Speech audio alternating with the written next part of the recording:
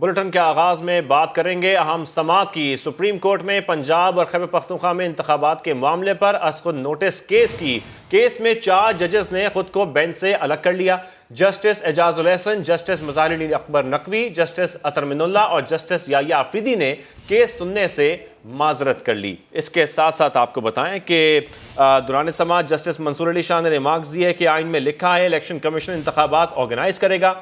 Organisation से यहाँ क्या मुराद है, ये इस्तफसार किया गया। चीफ जस्टिस ने कहा हल्का बंदी, वोटर लिस्टों की तैयारी और अमला मुतय्यन करना ऑर्गेनाइजेशन कहलाता है। जस्टिस मोहम्मद अली मजहर ने इस्तफसार किया कि क्या इंतखाबात मुलतवी करने की कोई शक मौजूद है, जिस पर बैरिस्टर अली जफर ने कहा आइन और कानून में इंतखाबात मुलतवी करने की गुंजाइश नहीं। जस्टिस मंसूर अली शाह ने कहा इसका मतलब है मुल्क में कुछ भी हो रहा हो इलेक्शंस होंगे।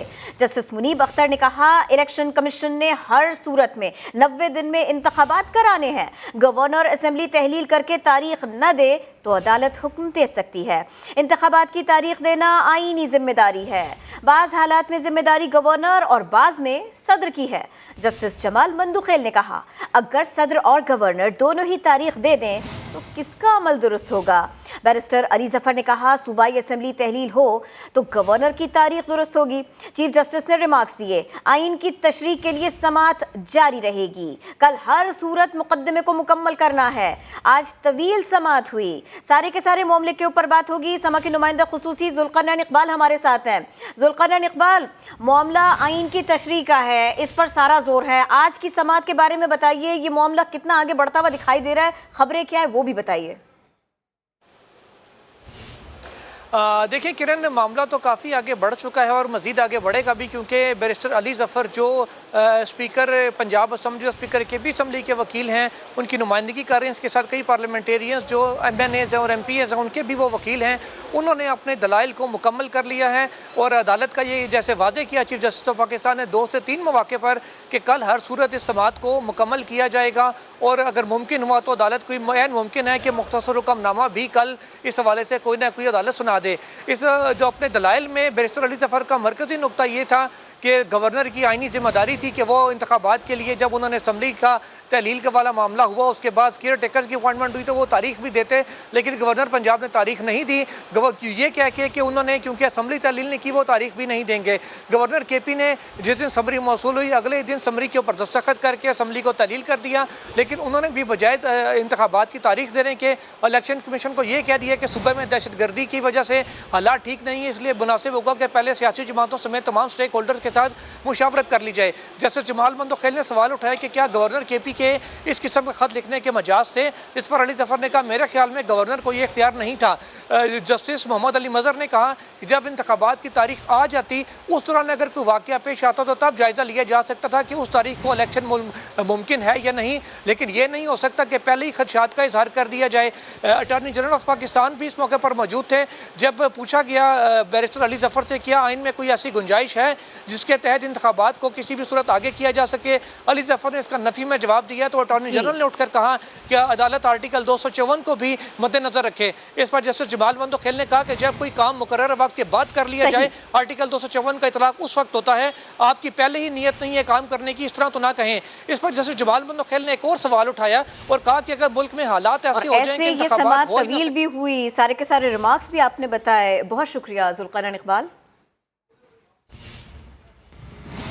पंजाब और खैबर पख्तूनख्वा असेंबलियों के इंतखाबात पर असखुद नोटिस केस की 23 फरवरी की समात का तहरीरी हुक्मनामा 4 जज साहिबान ने इख्तलाफी नोट में सीनियर जजेस की बेंच में अदम शमूलियत और असखुद नोटिस के दायरे अख्तियार पर सवालात उठाए। इसी बारे में मजीद बात होगी। समा के नुमाइंदे शहजाद अली उनकी रिपोर्ट आपको दिखाते हैं। केपी और पंजाब असम्बली इलेक्शन के मुतालिक अज खुद नोटिस की पहली समात के हुक्मनामे ने पेंडोरा बॉक्स खोल दिया। 4 जज साहिबान ने इख्तिलाफी नोट्स के जरिए सो मोटो लिए जाने और बेंच में सीनियर जजों को शामिल न करने के नुकात उठाए। एक सुप्रीम कोर्ट जज और सदर सुप्रीम कोर्ट बार की ऑडियो लीक्स का भी तज़किरा किया गया।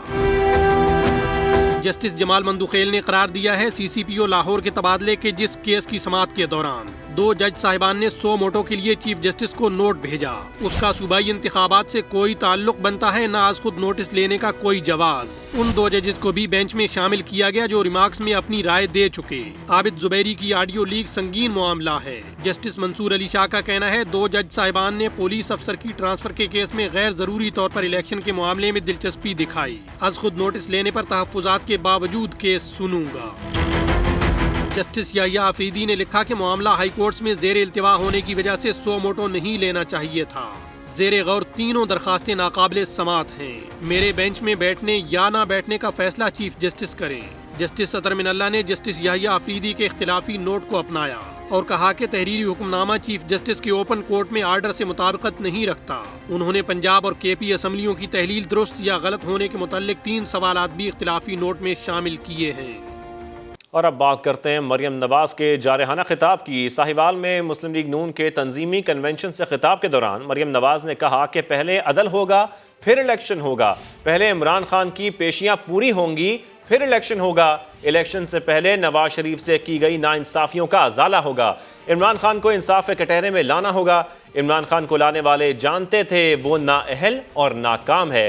इमरान खान को आज भी फैज़ हमीद की बाकियात बचा रही हैं। इमरान खान को जिन्होंने कंधों पर बिठाया था वो एस्टेब्लिशमेंट जा चुकी, तुम बेफैज हो चुके और बेफैज ही रहोगे।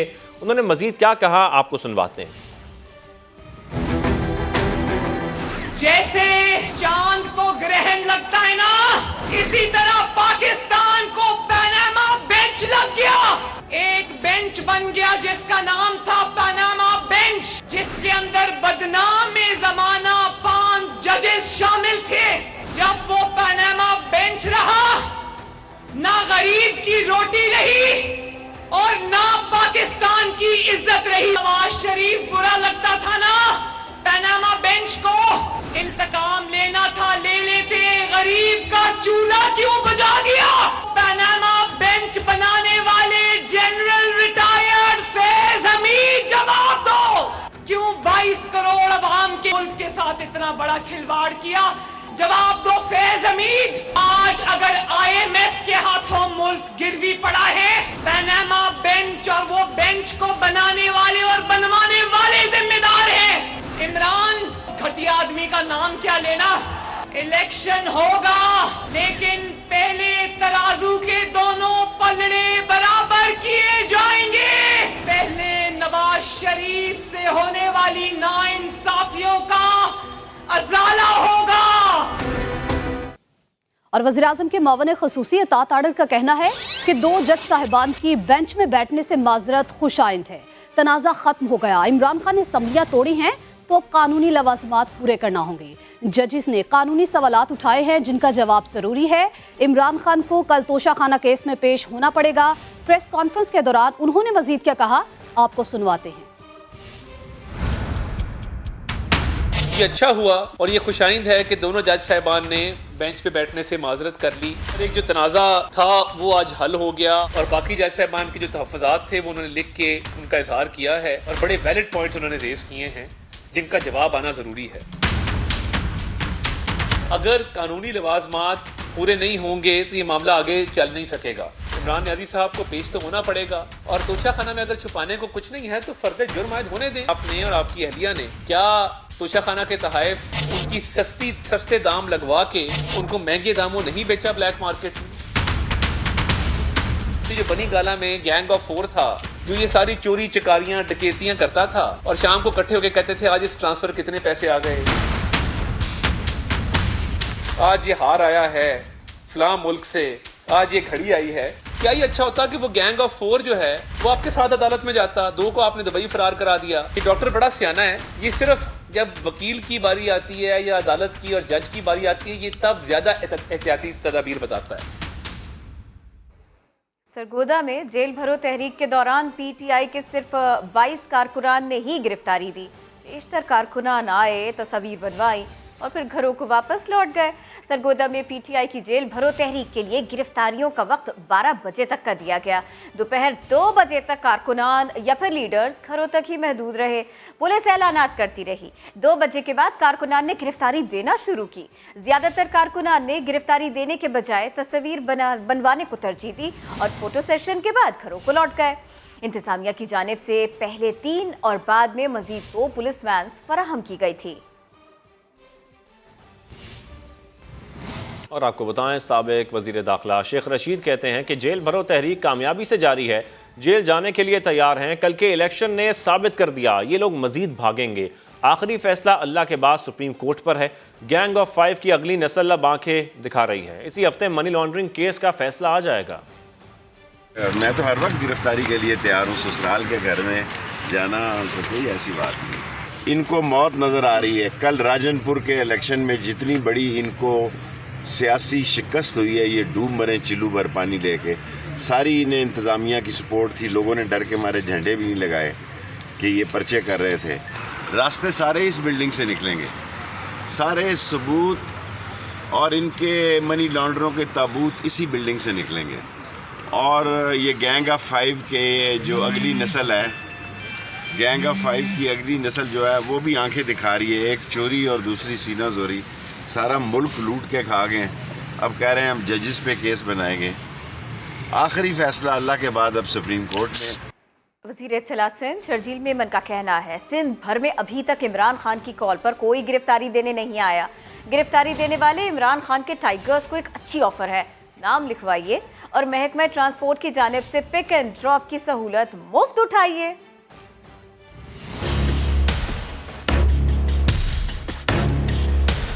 जितने भी समझते हैं कि लोग इमरान खान ने ये सही कॉल दी है, इमरान खान पाकिस्तान के मुफाद में जेल भरो तहरीक चला रहा है और जो लोग उसके पैरोकार हैं वो नाम लिखवाएं। जहाँ से वो बोलेंगे, अगर घर से बोलेंगे, दफ्तर से बोलेंगे, जहाँ से बोलेंगे, पड़ोस से बोलेंगे, असेंबली से बोलेंगे, जहाँ से बोलेंगे, वो सिर्फ अपना नाम लिखवाएं। Pick and drop service as a transport minister देना मेरा काम है उनको। बहुत बड़ी मायूसी का शिकार है इमरान खान के। सिंध भर में कोई एक ऐसा शख्स नहीं है जो उसके लिए उसकी कॉल पर लब्बैक कहे। लाडलों को रिलीफ मिलना चाहिए, चाहे रात को मिल जाए, चाहे इतवार के दिन मिल जाए, रात को 12 बजे मिले, जब मर्जी आ जाओ। अगर आ नहीं सकते तो हम आ जाते। मतलब हो क्या रहा है इस मुल्क।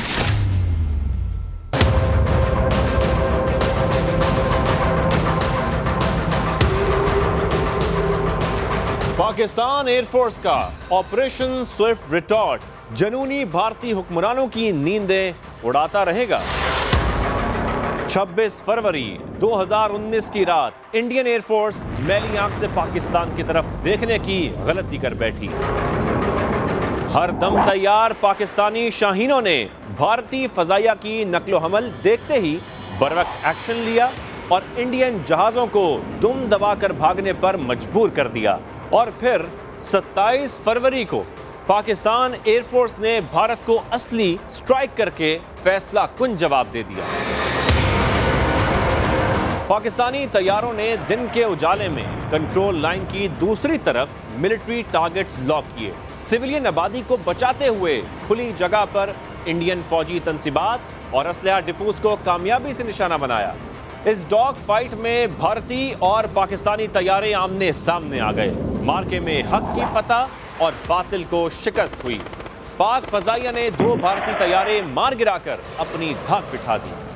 अभिनंदन के जहाज के मिसाइल भी ठुस हो गए और अभिनंदन पैराशूट के जरिए आजाद कश्मीर के इस इलाके में गिरा जिसे जंगी कैदी बना लिया गया।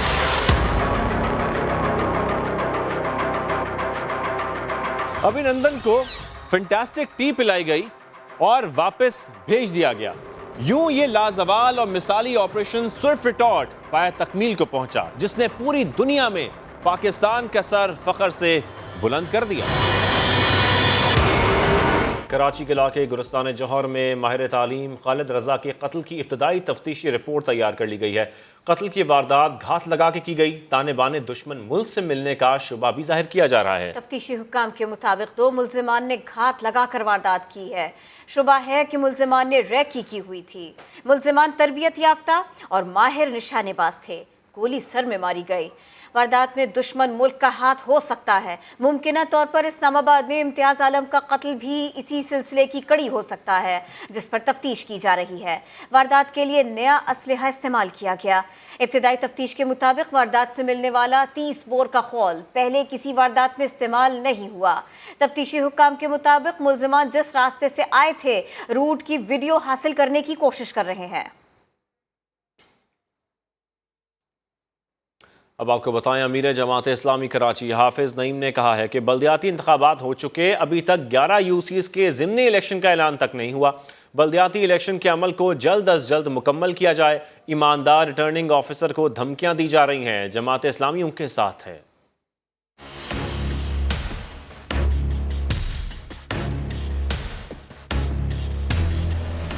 इस वक्त शहर में 15 जनवरी से लेकर अब आज 27 फरवरी हो गया है। बल्दियाती इंतखाब हो चुके हैं, लेकिन बल्दियाती इंतखाब के होने के बाद प्रोसेस को आगे नहीं बढ़ाया जा रहा। इसकी तमाम तर जिम्मेदारी इलेक्शन कमीशन पर आयद होती है और हुकूमत सिंध, पाकिस्तान पीपल्स पार्टी जो लगता है सही है कि इलेक्शन कमीशन के साथ मिलकर इस पूरे प्रोसेस को आगे बढ़ा रहे हैं। और वो प्रिजाइडिंग अफसर जो अपने ज़मीर की आवाज़ पे आप तक अप्रोच करना चाहते हैं, उनको मौका फराहम होना चाहिए। उनको जो धमकियां दी जा रही हैं उसकी तहकीकात होनी चाहिए। हमसे लोगों ने राब्ता किया है, प्रिजाइडिंग अफसरों ने, और हम उनका इंशाअल्लाह तहफ़्फ़ुज़ भी करेंगे अल्लाह ने चाहा। अगर उनको कोई ज़ख्म पहुंचाने की कोशिश की गई या उनको नौकरी से निकालने की कोशिश की गई तो जमात इस्लामी उन सारे प्रिजाइडिंग अफसरों के साथ खड़ी होगी। MQM रहनुमा मुस्तफ़ा कमाल का कहना है, कराची चलेगा तो पाकिस्तान चलेगा। मरदमशुमारी MQM के मुतालिबे पर 5 साल पहले हो रही है। पिछली मरदमशुमारी में कराची की आबादी को कम गिना गया था। पूरे पाकिस्तान में आबादी बढ़ी, लेकिन कराची में आबादी कम दिखाई गई।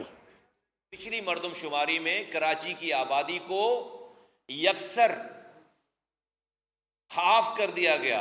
तब आप ये कहते हैं कि पाकिस्तान, कराची सबका है, लेकिन जब उसको गिनने की बारी आती है आप उसको गिनते नहीं। कराची वो कमाऊ पूत है जो पूरे मुल्क को कमा कर चला कर दे रहा हो, तो वो ये शहर कराची है जो कि पाकिस्तान को 70% रेवेन्यू कमाकर आज इस बदतरीन हालात में देता है।